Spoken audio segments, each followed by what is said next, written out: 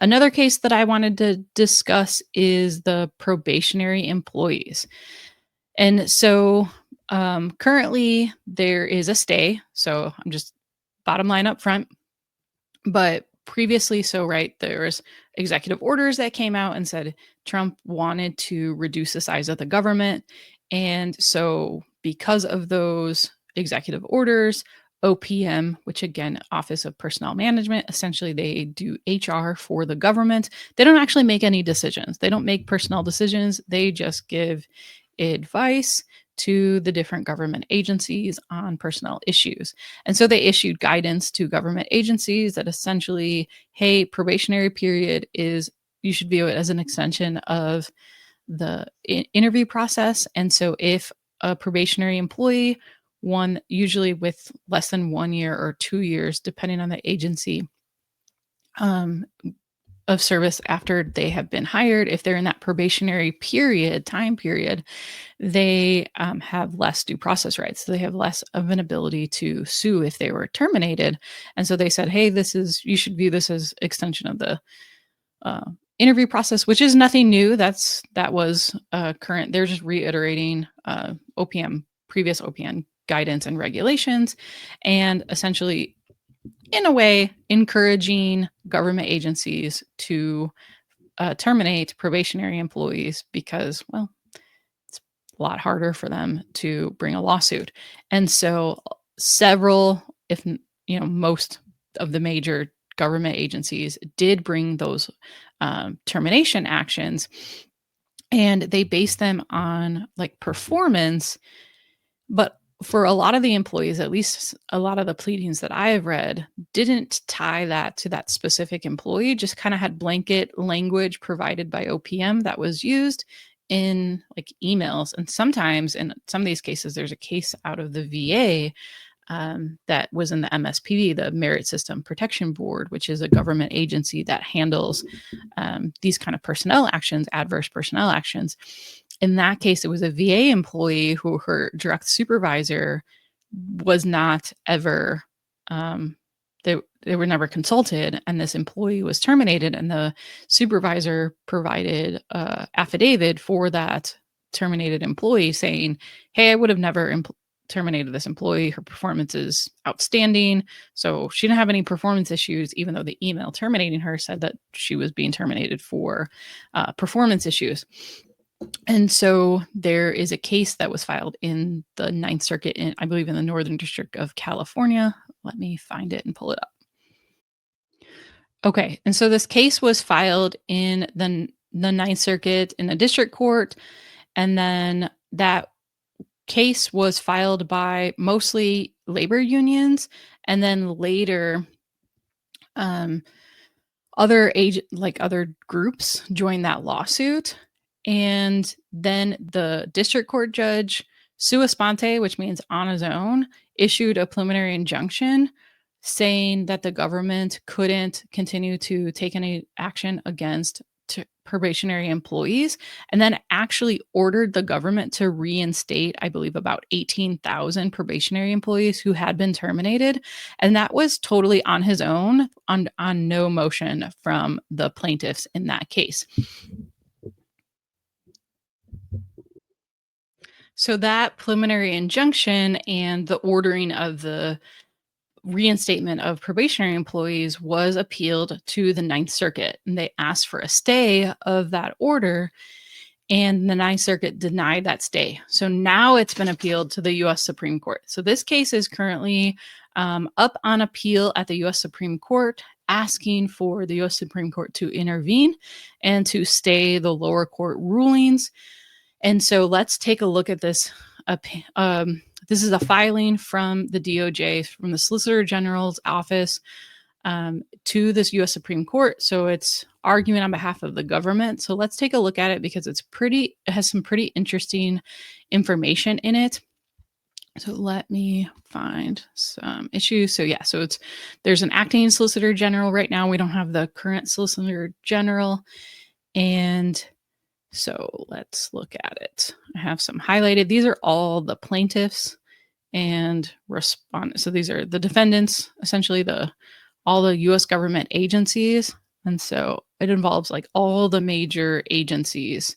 So we got like Health and Human Services, DOD, VA, NASA, National Park Service, Department of Agriculture. I'm just reading Department of Homeland Security, HUD, all the major agencies, Treasury, etc., OMB, and then respondents. So we got the unions, and then we have these different non-government organizations, NGOs, climate resilient communities. I've never heard of any of these. Coalition to Protect America's National Parks, Common Defense, Civic Engagement, all these. I mean, I would kind of guess maybe lobbying groups. So they've joined this lawsuit. These are the cases below. And so let's see what so let me so 16,000 probationary employees have currently been terminated. Like I said, this trial court just didn't even the lawsuit doesn't involve the employees. It involved, right, it was filed by the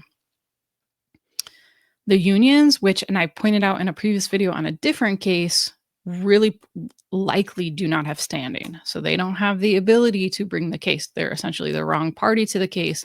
They're really not the one aggrieved or the one harmed. And so the union shouldn't be the one to bring that case. And they make that argument. And so then they also argue that, hey, these other like plaintiffs that were brought, they don't have it's shaky ground for them to have standing as well. And so it just provides background facts, but something that I wanted to point out. So it talks about, so far there's been this nationwide preliminary injunction ordering 6 federal agencies to immediately reinstate to full duty status more than 16,000 terminated probationary employees. And like I said, this was not, the parties didn't even ask for this. The judge just on his own decided to order this. And so they say it's remarkable given that the respondents didn't even move for it. He just issued this preliminary injunction from the bench during the hearing and then later followed a written opinion. And later the court, or this pleading points out that the court said that they couldn't be just rehired and then put on administrative leave. They have to be like put back in their jobs. And so this is good language. It says this court should not allow a single district court to erase Congress's handiwork and seize control over reviewing federal personnel decisions, much less to do so by vastly exceeding the limits on the scope of the equitable authority and ordering reinstatement en masse. So essentially arguing, hey, this single district court judge doesn't get to decide who works and who doesn't work for the federal government. These personnel decisions should be made by the executive branch. The Congress has given control over the executive branch for their federal employees, and this district court judge does not have the authority. He's totally exceeding his authority to order these reinstatements, which I agree with that. And we'll see how the Supreme Court rules on this. I mean, the Supreme Court could just punt it and say like, hey, we're not going to hear this stay. We're not going to hear this case, and then send it back down to the Ninth Circuit. We'll see what they do. Or they could issue a stay pending appeal. We'll see. So, and then this other interesting language. So it says this preliminary injunction, and I'm quoting from these pleadings, also contribute to an untenable trend. In the 2 months since Inauguration Day, district courts have issued more than 40 injunctions or TROs against the executive branch, whereas district courts issued 14 universal, meaning applies everywhere, not just to the plaintiffs, but to all So nationwide injunctions against, I'm reading again, against the federal government through the first 3 years of the President Biden's term. So compare that. So they're saying there were 40 nationwide injunctions against President Biden throughout his whole 4 years as president. But so far, in just 2 months, there's been 40, more than 40 against President Trump 2.0. And then there's been 15 universal injunctions or temporary restraining orders against the current administration in February 2025 alone. So just in 1 month's time, more than the entire Biden administration. They said this situation is unsustainable, emboldened by the lack of prompt appellate review, i.e., by you, Supreme Court, footstop, often occasioned by the use of the TRO mechanism. District courts have now issued dozens of orders without sufficient regard for limits on their own jurisdiction or to defects in the plaintiff's representation about the law or the underlying facts. Remember the case we just reviewed, right? That the district court issued the stay again, or the preliminary injunction against Elon Musk and Doge, and all he relied on was news reports and posts that Elon Musk made on X, that the higher court said he's kind of got nothing. Didn't rely on actual evidence, just relied on these. So this argument is a really, really good argument. Okay, so I'm going to continue reading. Those orders have sown chaos as the executive branch scrambles to meet immediate compliance deadlines by sending huge sums of government money out the door. That's the freezing of the funds case.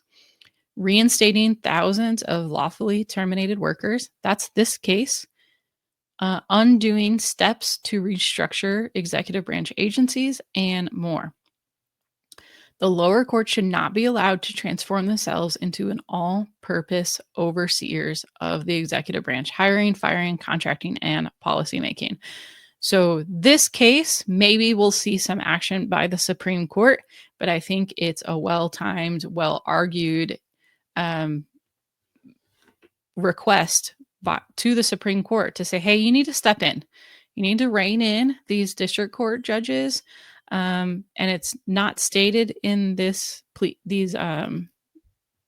arguments, but I would argue from this outsider political point of view, hey, Supreme Court, you need to get a handle on these district courts because the American public is losing faith and confidence in the role of the judiciary. They should be this non-biased, non-political arbiter of, we're just going to interpret and enforce the law and ensure that parties are following the law, and then when they're not, we're going to find in favor of the opposite party. And right now there's the American confidence in the role of the judiciary has really, really taken a nosedive. And so the Supreme Court does, in my opinion, need to step in to right that, because legitimacy of the courts is, I believe, very important. I think it's important for the rule of law. I think it's important for an orderly society, a society where we run to the courts to decide our disagreements versus having violence in the streets.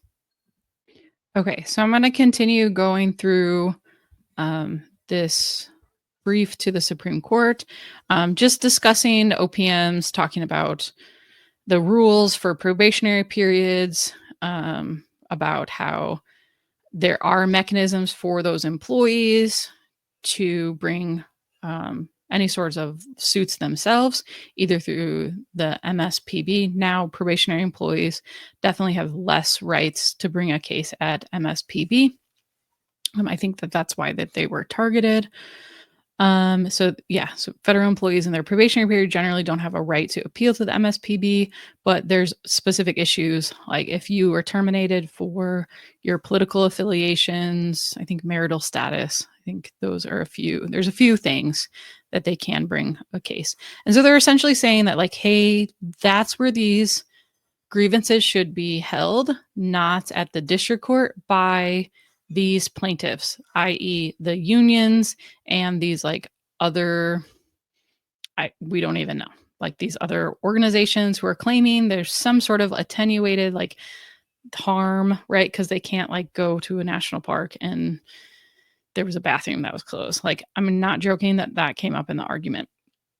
Okay, and so then it discusses, as I explained, that there was emails sent out to the different agencies saying that you can use this attached template, and make sure that you track these employees and whether you're going to terminate them or keep them.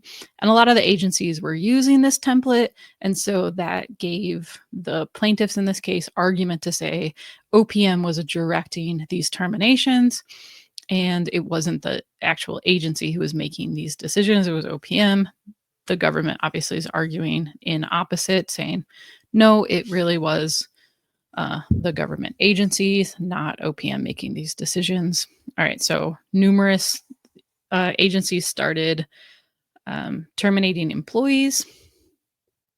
And so it just goes through like the facts, the unions, they filed this complaint, and then these additional organizations. So 5 additional organizations.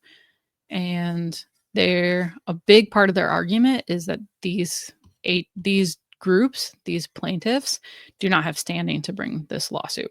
But this explains the court. So the court said that the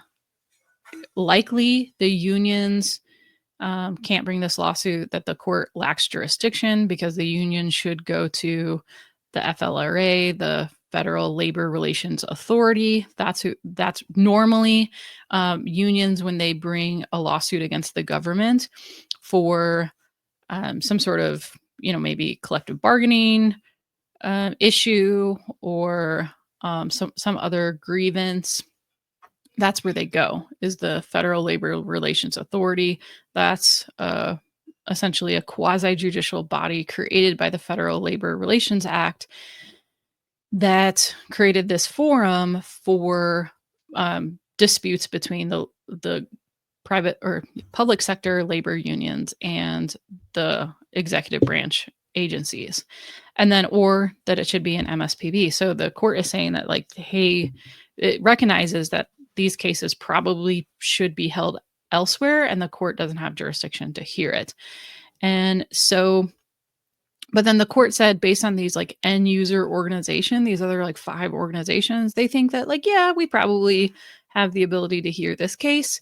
And so they said, well, the district court judge, I'm going to go ahead and rule on this. And then, like I said, issue this preliminary injunction, this temporary restraining order that didn't even, they weren't even asked for. So here, this is where I talked about respondents had never filed a motion for that relief and defendants never had an opportunity to respond for the motion. He just did it on his own. So he ordered these different departments to immediately reinstate any and all probationary employees terminated between February 13th and February 14th, 2025.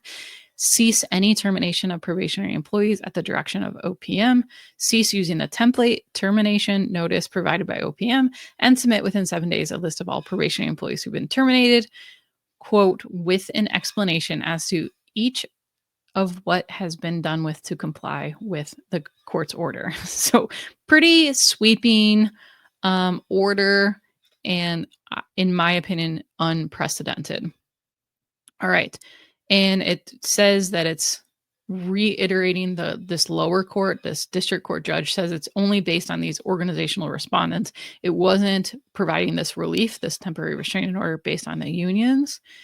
And so I think it's like also a difficult thing to row. I don't think these organizations have standing either. And then also specified, and I said this earlier, that placing them on administrative leave is in compliance with this order. This district court judge says they have to go back to their job. Like they have to be reinstated to full employment. All right. And then the government's making this argument, hey, that this is totally extraordinary and exceeds the district court's authority. And so that they think that the government is going to win later on the merits of the case. And so the Supreme Court needs to step in and stay this order, goes through the law. I'm not going to go through this all. Again, I will link this opinion, or this is an opinion. This is a brief to the US Supreme Court by the government. So I will link that below if you want to read that. All right, I'm going to see if I have some other highlighted portions. I think, going through. Okay. So this is what they're asking for. They want the Supreme Court to step in and stay this district court's preliminary injunction. And they want to, have the Supreme Court step in and tell this district court. And I think they want the Supreme Court to step in and essentially send a message to all district courts that, hey, you need to stop with these nationwide injunctions. You need to actually have hearings on the merits, don't have these preliminary injunctions. And so we'll see. Or maybe the Supreme Court will step in and say, hey, these nationwide injunctions need to go away. There's previous Supreme Court precedent that I believe it's Hawaii versus Trump that discusses that, hey, these nationwide injunctions it's really exceeding the district court's authority because they can't issue an order to people who aren't party to the lawsuit. And so I think potentially if the Supreme Court steps in, we'll see more temporary restraining orders that are narrowly tailored, like the one in the transgender case where it only applied to the two plaintiffs in the lawsuit. That's if plaintiffs want relief, they need to join the lawsuit. So I think that potentially we'll see that in the future, but who knows? Who knows what will happen? I don't know what the Supreme Court is going to do or if they're going to step in.